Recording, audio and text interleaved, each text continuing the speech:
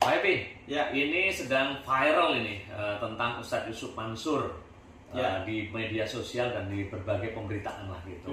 Nah, bagaimana Pak Epi melihat hal ini? Iya, saya juga banyak dapat laporan ya, termasuk dari kader-kader kita. Menurut saya apa yang berkembang di sosmed terutama itu udah tidak proporsional, ya, tidak proporsional dan berbahaya bagi dakwah secara keseluruhan. Di mana letak bahayanya, Pak? Ya, kita hari ini kan yang diperdebatkan apakah ini sedekah atau penipuan gitu dan sebagainya. Oke, ya. Pak, kalau gitu saya lanjut lagi nih, Pak. Ini kan beredar ya, tagline yang paling hot yang jadi trending topik ini kan penipuan berkedok sedekah atau sedekah berbuntut penipuan. Ini yang jadi topik utama. Menurut Bapak gimana? Jadi gini, sedekah itu tetap sedekah. Oke. Yang nilainya itu tinggi di mata Allah SWT. Oke. Ya, jadi bahwa pengelolaan sedekah itu hal lain kan. Sedekahnya tetap sedekah. Tetapi bahwa anjuran agama. Ya, pengelolaan sedekah itu hal lain, pembahasan lain. Oke. Tetapi di sini bagi Anda kan bersedekah untuk Tuhan Anda, untuk Allah SWT, bukan untuk Yusuf Mansur, gitu kan. Jadi kalau Anda tidak yakin dengan sedekah Anda, saya ingin tanya, ayat mana yang Anda tidak yakin? Artinya gitu. Sedekah tetap sedekah. Sedekah tetap nilainya tinggi. Nah, ya jangankan sedekah udah keluarin, baru niat aja udah dapat pahala, ya kan? Oke. Gitu. Nah, Pak, seberapa jauh Bapak mengenal Ustadz Yusuf Mansur sendiri? Saya kenal Ustadz Yusuf Mansur jauh sebelum beliau itu terkenal. Ya, walaupun akhir-akhir ini jarang saling kontak. Ya. Tapi yang ingin saya sampaikan bahwa saya kenal beliau, saya mengenal guru-guru beliau, termasuk kenal dekat salah satu guru beliau yang menginspirasi beliau. Ya, sangat menginspirasi. Dan saya tahu cara berpikirnya dan saya bisa memahami gaya daripada dakwah Ustadz Yusuf Mansur. Ya, contohnya seperti bagaimana beliau itu quote unquote gitu kan, meminta orang itu bersedekah yang terbaik. Nah, gitu. Ini yang berkembang di medsos kan ada sedekah yang dipaksa gitu, Pak. Ini apa yang Bapak maksud dengan gaya dari UYM sendiri atau seperti apa? Iya, sebenarnya gurunya yang saya tahu ya, yang selalu beliau itu quote unquote gitu kan, meminta orang itu bersedekah yang terbaik. Nah, ini yang berkembang di medsos kan ada sedekah yang dipaksa gitu, Pak. Ini apa yang Bapak maksud dengan gaya dari UYM sendiri atau seperti apa? Iya, sebenarnya gurunya yang saya tahu ya, yang selalu mengatakan bahwa ukuran sedekah terbaik itu sedekah yang Anda itu nggak gampang gitu ya kan, gitu. Yang paling berat gitu. Ketika Anda susah, Anda bisa mampu itu sedekah terbaik gitu. Jadi kalau menurut Gus Baha itu sedekah yang dramatis gitu, dan ini menurut saya baik-baik aja dan kita lakukan kan. Itu part of sedekah, Pak ya. Part of sedekah. Dan ayat-ayat yang dipakai salah satunya ada satu ayat yang kira-kira begini. Belumlah kalian melakukan sebuah kebajikan yang sempurna sebelum kalian melepas apa yang kalian cinta. Itu menurut saya luar biasa. Apa yang dilakukan akhirnya yang berkembang di medsos juga mengaitkan sedekah dengan bisnis. Kalau pandangan Pak Epi terhadap bisnis UYM seperti apa? Jadi gini, orang seperti Yusuf Mansur, ya, itu banyak didatengin orang, ya, termasuk para pengusaha. Wabil khusus termasuk pengusaha yang susah. Saya sendiri beberapa kali ketemu dalam satu objek ya, satu perusahaan yang Yusuf Mansur juga masuk di situ, saya juga masuk di situ, gitu. Dan saya tahu Yusuf Mansur keinginan menolong dari pengusaha-pengusaha ini sangat besar, kayak gitu. Cuman ya Yusuf Mansur kan bermain sendiri, ya kan?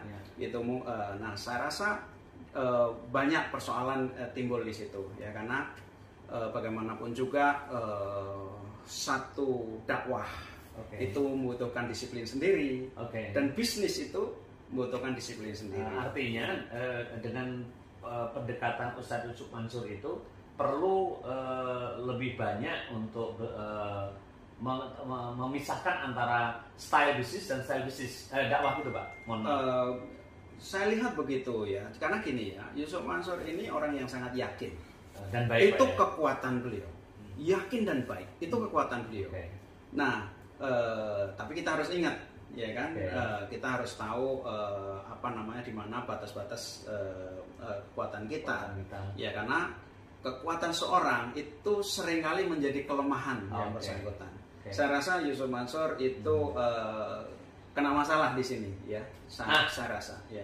Wabil khusus pengusaha-pengusaha yang susah, gitu. Saya sendiri berapa kali ketemu dalam satu objek ya, satu perusahaan yang Yusuf Mansur juga masuk di situ, saya juga masuk di situ, gitu. Dan saya tahu Yusuf Mansur keinginan menolong dari pengusaha-pengusaha ini sangat besar, gitu. Cuman ya Yusuf Mansur kan bermain sendiri, ya kan, gitu.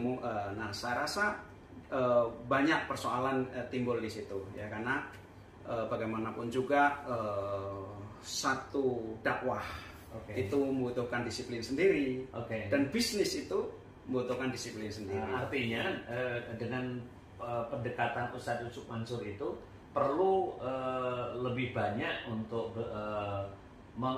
memisahkan antara style bisnis dan style bisnis dakwah gitu Pak. Saya lihat begitu ya, karena gini ya, Yusuf Mansur ini orang yang sangat yakin dan baik. Itu Pak, kekuatan beliau, yakin dan baik, itu kekuatan beliau. Nah, tapi kita harus ingat, ya kan, kita harus tahu di mana batas-batas kekuatan kita. Ya karena kekuatan seorang itu seringkali menjadi kelemahan yang bersangkutan. Saya rasa Yusuf Mansur itu kena masalah di sini, ya. Saya rasa, ya. Kalau begitu saya pengen tahu nih, apa nih kira-kira pesan khusus dari Pak Happy untuk UIM sendiri? Ya, saya tetap mendorong beliau untuk istiqomah dan mudah-mudahan bisa melewati semua hal ini itu dengan baik. Kemudian tetap dengan konsep sedekahnya yang luar biasa, ya. Kemudian mengatur lah gitu, terutama dalam hal crowdfunding, ya. Tidak hanya Ustadz Yusuf Mansur aja, tetapi semua ustadz-ustadz yang lain. Hati-hatilah dalam crowdfunding, ya, atau menghimpun dana modal dari umat, ya. Kenapa? Karena masyarakat kita ini kan ekonominya lemah, kurang, sehingga tidak dewasa dalam hal-hal kegiatan investasi, kegiatan bisnis macam ini. Ya, banyak kasus itu orang investasinya gagal, terus dia merasa ditipu. Padahal itu siap mental Pak. Iya, dia nggak memahami konsep investasi. Ya, kita hati-hati aja. Nah, ini harus balance nih Pak. Tadi dan terus juga gunakan disiplin ilmu. Jadi disiplin bisnis, ya, ilmu-ilmu bisnis. Kan banyak lembaga-lembaga atau teman-teman yang Ustadz Yusuf Mansur juga kenal, ya. Ya sinergi lah, gitu, ya, karena kita kan tidak bisa kuat di semua bidang, dan ayatnya ada Pak, ya. Semua hal ini itu dengan baik, kemudian tetap dengan konsep sedekahnya yang luar biasa, ya. Kemudian mengatur lah gitu, terutama dalam hal crowdfunding, ya. Tidak hanya Ustadz Yusuf Mansur aja, tetapi semua ustadz-ustadz yang lain. Hati-hatilah dalam crowdfunding, ya, atau menghimpun dana modal dari umat, ya. Kenapa? Karena masyarakat kita ini kan ekonominya lemah, kurang, sehingga tidak dewasa dalam hal-hal kegiatan investasi, kegiatan bisnis macam ini. Ya, banyak kasus itu orang investasinya gagal, terus dia merasa ditipu. Padahal itu siap mental Pak. Iya, dia nggak memahami konsep investasi. Ya, kita hati-hati aja. Nah, ini harus balance nih Pak. Tadi dan terus juga gunakan disiplin ilmu. Disiplin bisnis, ya, ilmu-ilmu bisnis. Kan banyak lembaga-lembaga atau teman-teman yang Ustadz Yusuf Mansur juga kenal, ya. Ya sinergi lah, gitu, ya, karena kita kan tidak bisa kuat di semua bidang. Dan ayatnya ada Pak, ya. Kalau sesuatu diserahkan bukan pada ahlinya, tunggulah kehancurannya Pak, ya. Ya, saya rasa apa yang Ustadz Yusuf mulai itu yang berhasil juga banyak, ya. Tetapi sebagaimana bisnis, ya ada yang nggak berhasil gitu. Itu hal yang lumrah. Ya. Pak, ini terakhir Pak nih, masyarakat sedang menanti-nanti juga ini perkembangan terkini, kemudian juga update informasi. Kalau pesan khusus Bapak nih, satu sebagai Presiden IIBF, Indonesian Islamic Business Forum, yang hari ini Bapak mengomandoi ratusan ribu pengusaha di seluruh Indonesia, kemudian juga ketokohan Bapak sebagai pemimpin Gerakan Bela Beli Indonesia, dan juga ini merangkap juga sebagai Presiden DK-Prima Pak, Dewan Kerjasama Perdagangan dan Investasi Indonesia Maroko. Nah, ini apa pesan khusus untuk masyarakat ini Pak? Iya, jadi menghadapi fenomena yang menyangkut Ustadz Yusuf Mansur, saya berharap masyarakat itu bisa melihat secara proporsional. Ya, Ustadz Yusuf Mansur tidak bisa dipungkiri, beliau adalah pemimpin umat dan banyak jasanya di dalam pembangunan karakter anak bangsa. Ya, berapa banyak pesantren-pesantren hafiz Al-Quran yang berdiri di Indonesia karena jasa-jasa beliau. Berapa banyak pengusaha-pengusaha, orang-orang yang susah, yang kembali kepada Allah SWT, kembali kepada Tuhannya, dengan wasilah dakwah dari Ustadz Yusuf Mansur. Ini di semua bidang. Tidak kuat di semua bidang, dan ayatnya ada Pak ya, kalau sesuatu diserahkan bukan pada ahlinya, tunggulah kehancurannya Pak ya. Ya, saya rasa apa yang Ustadz Yusuf mulai itu yang berhasil juga banyak. Ya. Tetapi sebagaimana bisnis, ya ada yang nggak berhasil gitu. Itu hal yang lumrah. Pak, ini terakhir Pak nih, masyarakat sedang menanti-nanti juga nih perkembangan terkini, kemudian juga update informasi. Kalau pesan khusus Bapak nih, satu sebagai Presiden IIBF, Indonesian Islamic Business Forum, yang hari ini Bapak mengomandoi ratusan ribu pengusaha di seluruh Indonesia, kemudian juga ketokohan Bapak sebagai pemimpin Gerakan Bela Beli Indonesia, dan juga ini merangkap juga sebagai Presiden DK-Prima Pak, Dewan Kerjasama Perdagangan dan Investasi Indonesia Maroko. Nah, ini apa pesan khusus untuk masyarakat ini Pak? Iya, jadi menghadapi fenomena yang menyangkut Ustadz Yusuf Mansur, saya berharap masyarakat itu bisa melihat secara proporsional. Ya, Ustadz Yusuf Mansur tidak bisa dipungkiri, beliau adalah pemimpin umat dan banyak jasanya di dalam pembangunan karakter anak bangsa.